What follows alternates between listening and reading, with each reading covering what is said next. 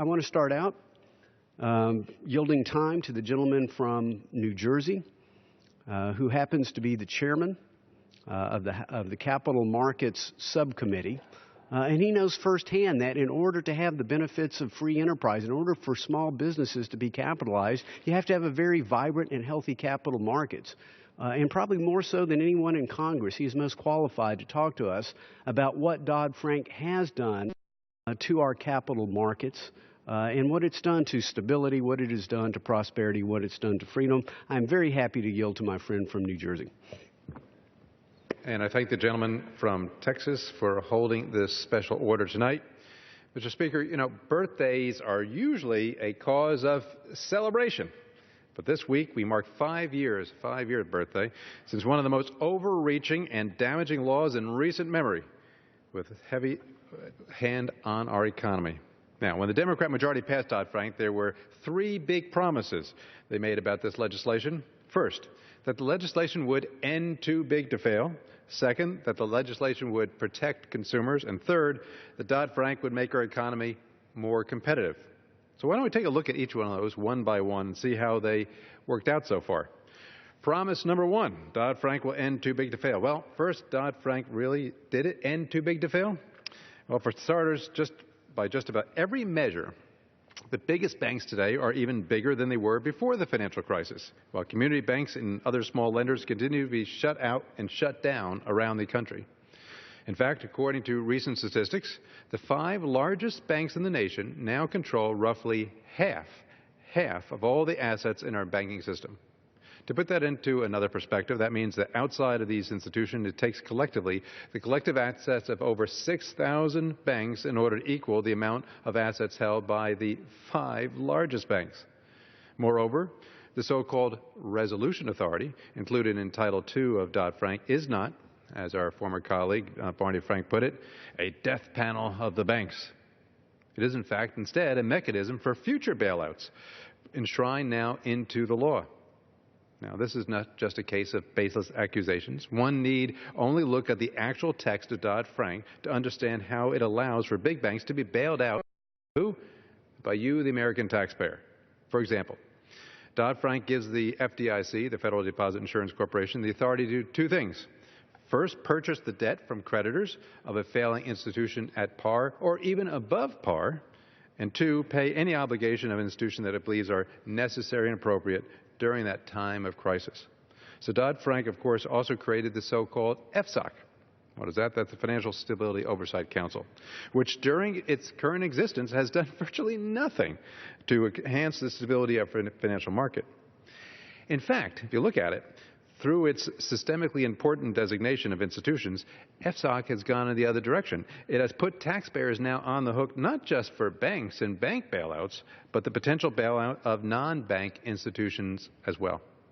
So a law that has made the big banks bigger, give regulators such a vast expansion of authority, and put taxpayers now at so much risk cannot conceivably be called having to ended too big to fail. And it's not just those on our side of the aisle who are skeptical of Dodd-Frank's claims. Here's 2 examples. The GAO in a January 2013 report concluded, quote, there is no clear consensus on the extent to which, if at all, the Dodd-Frank Act will help reduce the probability or severity of future crises. And Cornelius Hurley, a former senior official at the Fed Reserve, stated recently, quote, if the whole purpose of Dodd-Frank was to eliminate the concept of too big to fail, and you judge it by that standard, well, then it's a failure.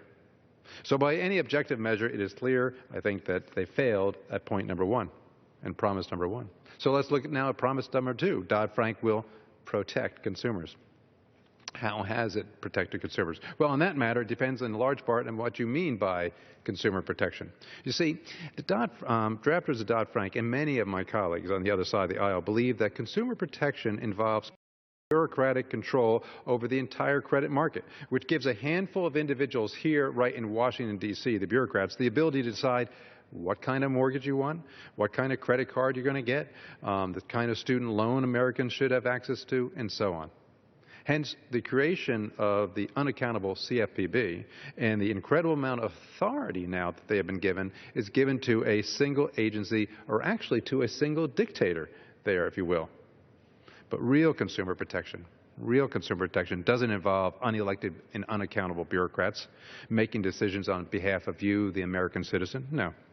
Real consumer protection involves ensuring competitive credit markets and empowering the consumer to make their own choices based off of well-disclosed information in the marketplace.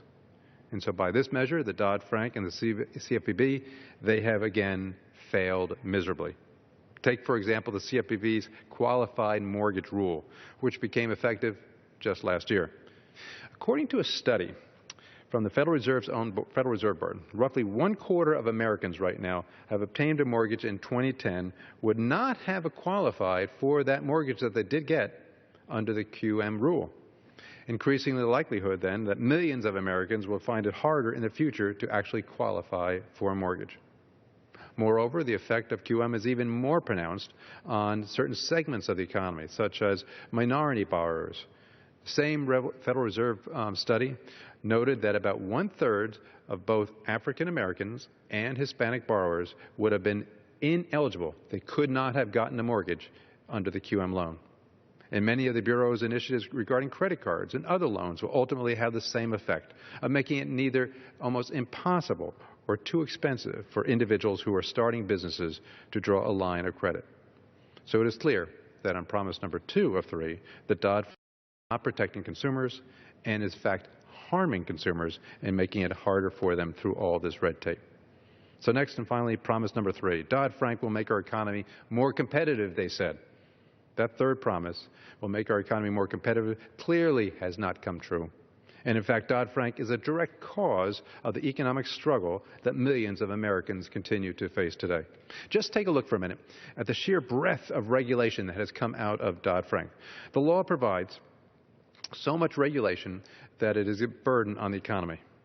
The law firm of Davis Polk performed a public service back in 2013 when it estimated at the time that for every 1 word of text in Dodd-Frank, 42 words of regulations have been produced. And since that time, the number has even grown. So how can our economy possibly be more competitive today when such a huge amount of complex and burdensome regulations have been implemented over the last 5 years? We need to look no further than the growth of our economy to figure this out, which actually shrank during the first quarter of this year. And another reminder that we remain mirrored in a weakest economic recovery since World War II. So Dodd-Frank has actually served to weaken our economy, not strengthen it, and the millions of Americans who have experienced a weak job market and decreased opportunity are the ones that are feeling the pain of Dodd-Frank. So, since 2011, the Financial Services Committee, under the chairmanship of Jeb Hensarling from Texas, has led the charge to roll back some of the most damaging provision of Dodd-Frank. And I commend the chairman and all my colleagues on the committee for their continued effort in this regard. Unfortunately, it now appears that many of these efforts, which used to be bipartisan in nature, are running up against the rigid ideology which believes that Dodd-Frank was chiseled in stone some high place and should never be changed. I believe that their view is unsustainable as we continue to see of the harm that Dodd-Frank is inflicting upon American and hardworking Americans at that. So our committee and this Congress must continue to do the important work that will make it easier for our fellow citizens to get a job, obtain a credit card, obtain a mortgage, and create opportunities for themselves and their families. And with that, I yield back.